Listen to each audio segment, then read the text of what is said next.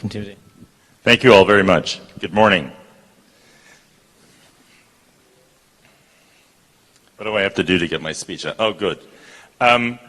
First of all, thank you for hearing me. I just want to make you understand that I apologize in advance if anything I am saying is stuff that you already know. But this is from the experience of Hurricane Electric in dealing with Internet exchange points. Now, if I could just get this to work.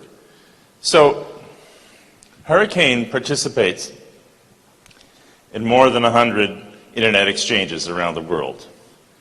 And I'm here to present the experiences and learning of Hurricane Electric for your attention and possible thinking about. So all of this is quite clear, but let's just say it anyway. The most important thing about an Internet exchange point is being able to be found. So the first thing, of course, is to have your autonomous system numbers, your switch fabric v4 and v6 addresses, and peering contact information up there and public. Make sure you can be found. Publicity is everything. Why list participants? Well, because current and prospective participants need this information to add peering sessions, to increase peer traffic, and to grow revenue. Network operators continuously evaluate additional Internet exchange points for potential expansion. To make this determination, they need participant autonomous system numbers, and ideally, to see what prefixes those peers advertise to a root server at the exchange. So here's an example from Seattle, and you can get this off the presentation, but it just simply shows the details about who would participate in the Seattle Internet Exchange. The other thing to make sure, and again, I apologize if you already know exactly what this is, but make sure it's in machine-readable format, in one of the two accepted formats. Second point, get your exchange listed publicly, and there's 4 places in which you can do it. Each has its own methods. You've done all the work of setting up your exchange. You've negotiated the prices. You've obtained, deployed, and maintained hardware for the exchange. You encourage ongoing communication between participants in your exchange. Take the last step. Publicize your exchange. Maximize its value both to the current users and to those who could benefit from it. So, for example, we have Packet Clearinghouse as one way of getting your information exposed to the world. And they're extremely knowledgeable, and they have people available for this to help you get it done. Peering DB, again, the entities are created by network operators, the entries are created by network operators and not by exchange operators. So encourage all your members to register and list themselves as being connected to the exchange. Wikipedia is another useful form of information about your exchange, and you can enter it and edit your information. And you should also consider creating a standalone page to advertise your exchange. Finally, telegeography. No action on your part is needed, but you will need to have your information available automatically for them to pick up. And that will be picked up automatically if in your Packet Clearinghouse IXP directory. Now, this is where we come to the, how shall I put it, the don'ts. There's, in English, do's and don'ts, and this is a don't. Don't try to be more than an Internet exchange point. ISPs operate at level 3, which runs on top of a layer 2 substrate, in this case, your Internet exchange. Maintaining a clear boundary, separation, and division of responsibilities allows everyone to do the job that they need to do and expect to do. It minimizes costs and prevents unpleasant surprises. Second major faux pas is to charge on the basis of fees on the basis of exchange traffic. Try not to charge more for faster ports. You don't want to penalize the behavior that you want to encourage. You want to encourage faster ports. You want to encourage more traffic. And charging more for it is a discouragement. Don't try to force peering arrangements. These are voluntarily undertaken by participants in the exchange. So you don't want to force people to peer when they don't want to. The Internet works as a series of voluntary contractual arrangements, most on a handshake deal, to exchange information. And that autonomy should be left with the participants in the market and not arranged by the Internet exchange point. There's plenty of competition.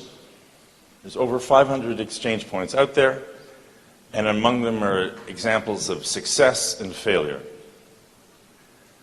So don't be afraid to ask questions of other people who operate exchange points. In this regard, there's a packet clearinghouse, which is headquartered in San Francisco and works around the world. Exists specifically to support the growth of Internet exchange points. They've done so in my country and to great benefit. They provide training, logistics, and equipment to hundreds of exchange points. And if you need to, get in touch. So, what does Hurricane Electric look for in an exchange? They want to reduce average per bit delivery cost. They want to increase the supply of bandwidth to keep up with growing demand.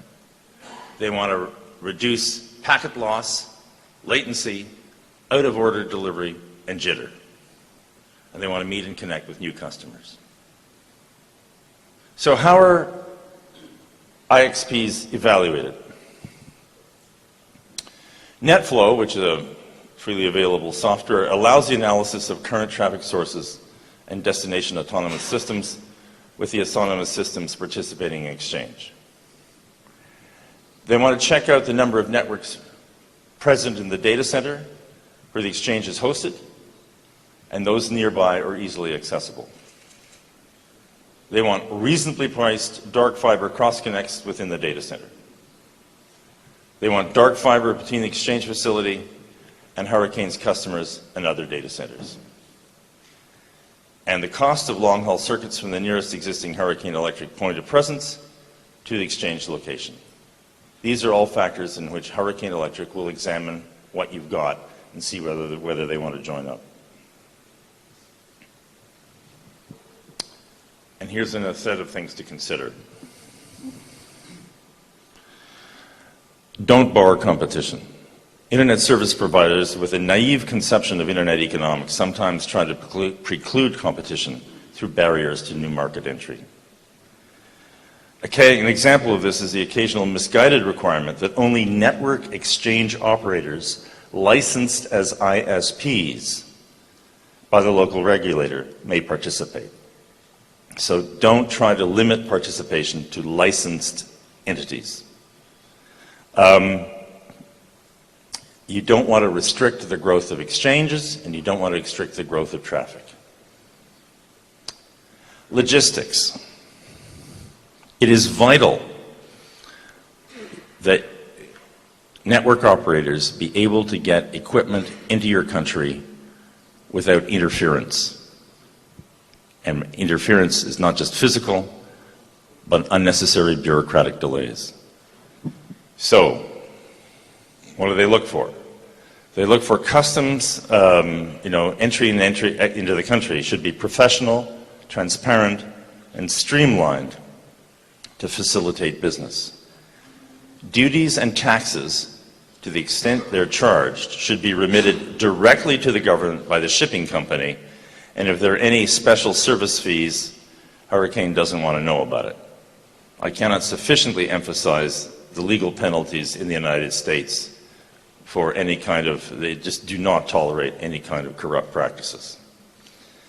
So the honesty and transparency of the government in allowing equipment to get into the country, particularly in a business where equipment must be upgraded regularly, is an extremely valuable and important issue.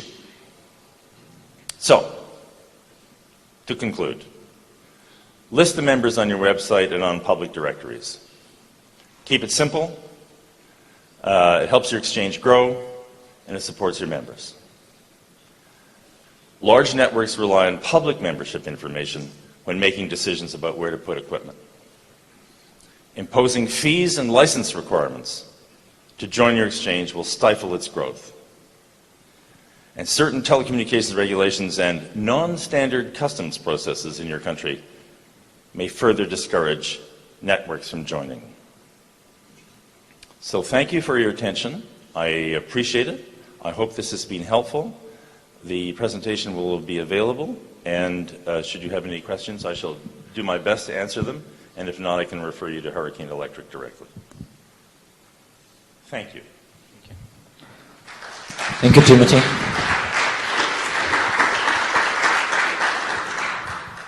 Я знаю, что многие из тех, кто здесь пользуются услугами Hurricane Electric прямо или косвенно. Если у вас есть вопросы, давайте, у нас все по графику, и у нас есть время на это. Thank you. No, I'm asking if there are any questions, because we still have a few minutes. You finish it before time.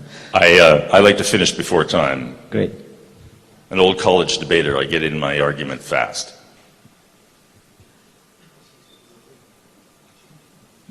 Что? Okay, so the question is not for Timothy, but for audience. There are a lot of exchanges representatives here, and there was a point which a network operator wanted from exchanges.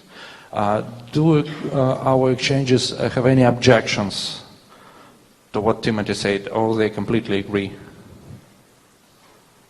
Everyone agree, no objections. Any exchange like to be published by PCH or already published itself in Wikipedia? Yeah, that's cool. You are Captain Obvious. Sorry? You are Captain Obvious. I hope it's true, I hope it's clear, and I hope it's obvious. Thank you. Thank you, Timothy, for the presentation. I just wanted to point out one thing that Timothy also mentioned, basically about charging per traffic, for example. I mean, port, yes, that's clear, but this is a trend which is happening. Actually, I've seen that in, let's say, India and nowadays in Middle East, and it's very destructive. So charging in exchange based on the amount of traffic exchanged has caused a lot of routing issues in India. We recently published an article about routing issues for K-routes in India, and basically the root cause of that was three big exchanges in India. All of them operate based on charging based on the traffic exchange. And that has caused a lot of people not to use them, or even not to prefer to go through them, which has caused a lot of traffic, for example, to the root servers going to far destinations, where there are multiple instances of different root servers in India. So that's one example.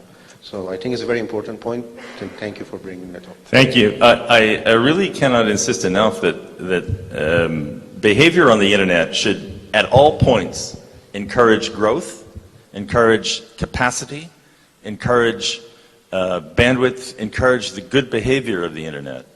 And causing, every time you have a choke point, every time you have a place where a squeeze can be exerted, then that's bad for the internet growth. And you don't want to discourage precisely the thing that keeps the internet growing large, fat, and happy. So charging for bandwidth is just a bad idea, and thank you for confirming it. Thank you. I second that one, Mike.